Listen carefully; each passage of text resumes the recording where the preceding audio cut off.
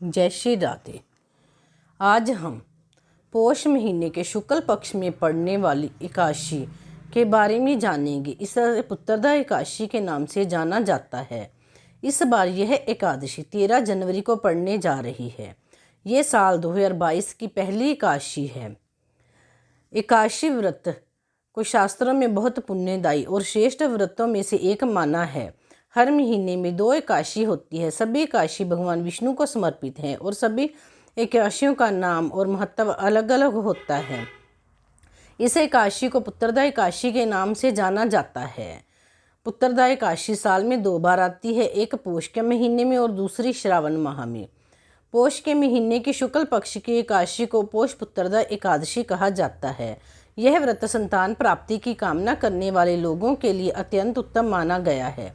जानिए शुभ मुहूर्त, पूजा विधि, महत्व और कथा के बारे में। पोष पुत्रदा एकादशी 12 जनवरी की शाम 4:50 पर शुरू होगी और 13 जनवरी को शाम में 7:32 पर समाप्त होगी।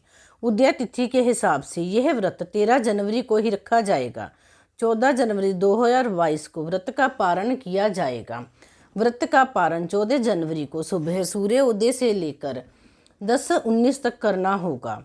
किसी भी एकादशी के व्रत के नियम दशमी तिथि से लागू हो जाते हैं और द्वादशी पर व्रत पारण तक चलते हैं। यदि आप यह व्रत रखने जा रहे हैं तो दशमी के दिन सूर्य अस्त से पहले भोजन कर लें। भोजन में प्याज, लहसुन वगैरह का सेवन ना करें। एकादशी के दिन स्नान करके व्रत का संकल्प लें। इसके बाद नारायण के लड्डू गोपाल रूप की पूजा करें। इस दौरान भगवान को धूप, दीप, पुष्प, अक्षत, रोली, फूल, माला और नैवेद्य अर्पित करें और पुत्रदा एकादशी व्रत कथा पढ़ें। दिन में निराहार व्रत रहें, रात में फलाहार लें।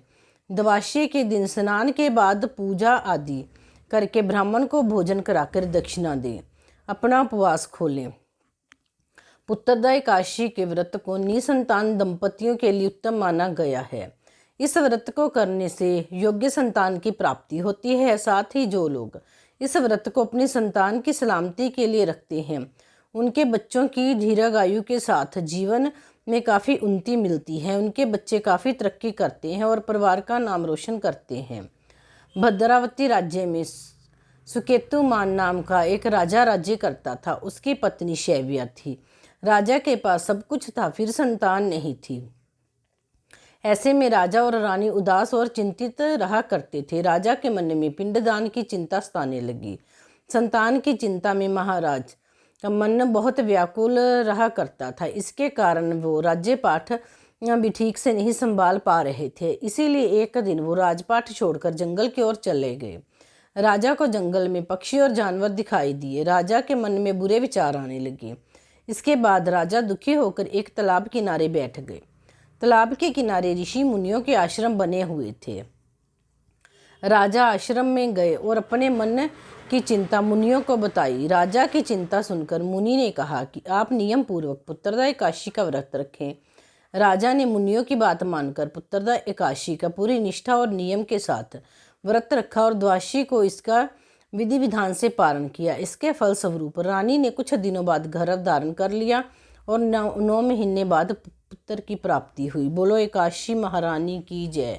श्री विष्णु भगवान की।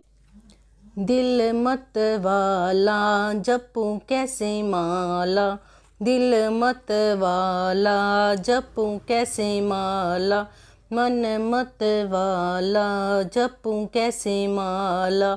इस माला में 108 मन के, इस माला में 108 मन के, उंगली में पड़ गया छाला, मन मत वाला जपूं कैसे माला, दिल मत वाला जपूं कैसे माला।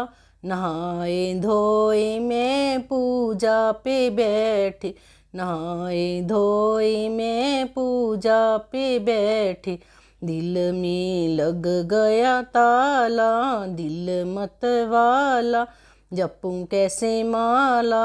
हाय राम मन मत वाला जपूं कैसे माला। इस काया के 10 दरवाजे, इस काया के 10 दरवाजे, जैसे मकड़ी का जाला मन मत वाला, जपूं कैसे माला दिल मत वाला, जपूं कैसे माला। मेरे घर आए ब्रिजवासी, मैं 11 उपासी, मेरे घर आए ब्रिजवासी, मैं 11 उपासी। गणपति जी आए गौरा जी आए, बोले हैं कैलाशवासी, मेरे घर आए ब्रिजवासी, मैं 11 उपासी।